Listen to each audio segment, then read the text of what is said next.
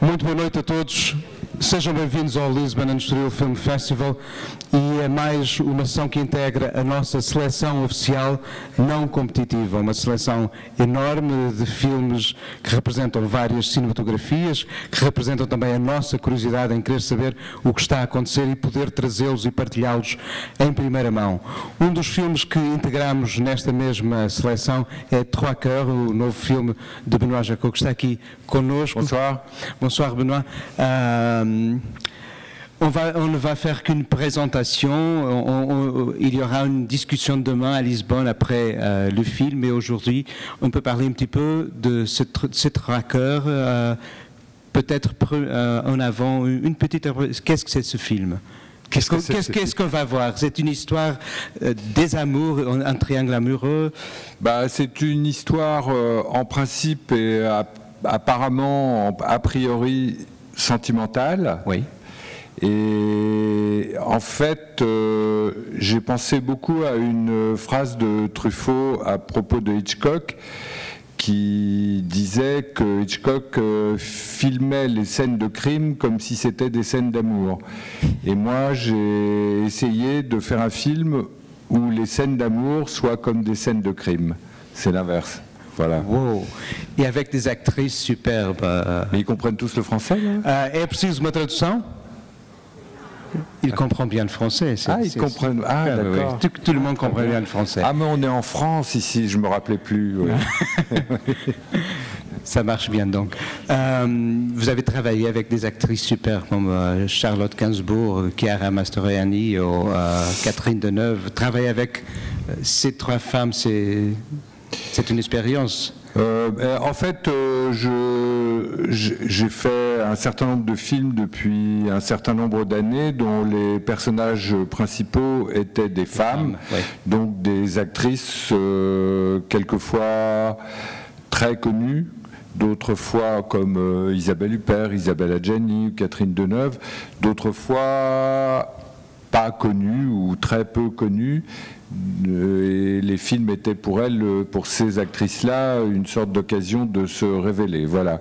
Et là, j'avais envie de faire un film dont, pour changer, au moins une fois, dont le personnage principal serait un homme, donc un interprète masculin. Mais un homme, pour moi, ça ne se définit que par rapport aux femmes. Donc cet homme, il fallait que je l'entoure de femmes. Et donc trois femmes qui sont Catherine Deneuve, sa fille Chiara Mastroianni et Charlotte Gainsbourg. Vous avez parlé de Hitchcock. Hitchcock, quand il préparait ce film en écrivant tous, et autant de filmer, tous étaient dans sa tête, tout était préparé. Ouais. Et a-t-il d'espace pour aller ailleurs de l'écrit ici? Les actrices, elles ont contribué, et les acteurs pour la caractérisation d'elles-mêmes, des personnages? C'est-à-dire que moi, Hitchcock, très bien, Hitchcock, une fois la phrase dite... c'est définitif. Oui, c'est... Voilà, après, moi, je choisis... C'est pas tant... Je fais en sorte que les personnalités des interprètes et les personnages que je leur propose correspondent au moment du tournage. Donc je fais en sorte que les rôles, les personnages aient des rapports plus ou moins secrets, plus ou moins évidents avec les interprètes. Donc nécessairement il y a une part de liberté, d'invention, de vérité donc, qui est laissée aux actrices et aux acteurs. Je suis un grand fan de... Par exemple, Benoît Poelvoorde, l'acteur principal de ce film, est un acteur très... Je ne sais pas si c'est le cas ici, mais c'est un acteur extrêmement populaire en France, mais populaire à cause des rôles qu'il a pu jouer où il est drôle. Enfin...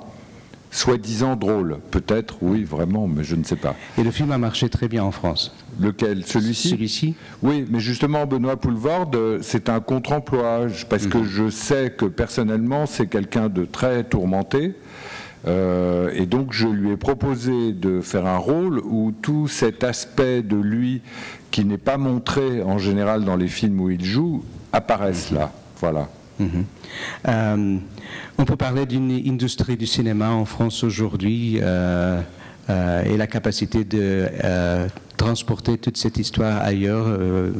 Au Portugal, on présente beaucoup des films français. Oui. Vous avez la conscience que vos histoires, elles sont consumées par tout le monde. Oui. A-t-il une industrie pour ces films En France ou ailleurs?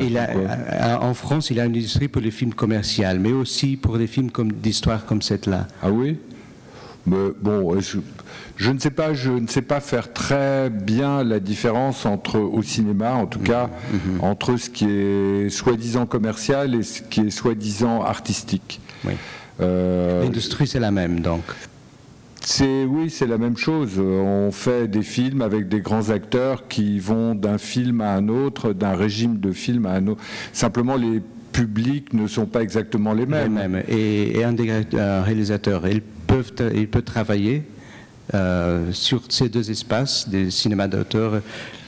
Oui, c'est ce qui est le plus intéressant à faire en France, cette liberté-là. C'est-à-dire qu'un film d'auteur, un film qui a une exigence ou une ambition, disons, artistique, c'est un mot difficile à prononcer, mais enfin, disons-le, peut trouver les moyens de faire ce film et peut trouver un public. Oui, en France, oui.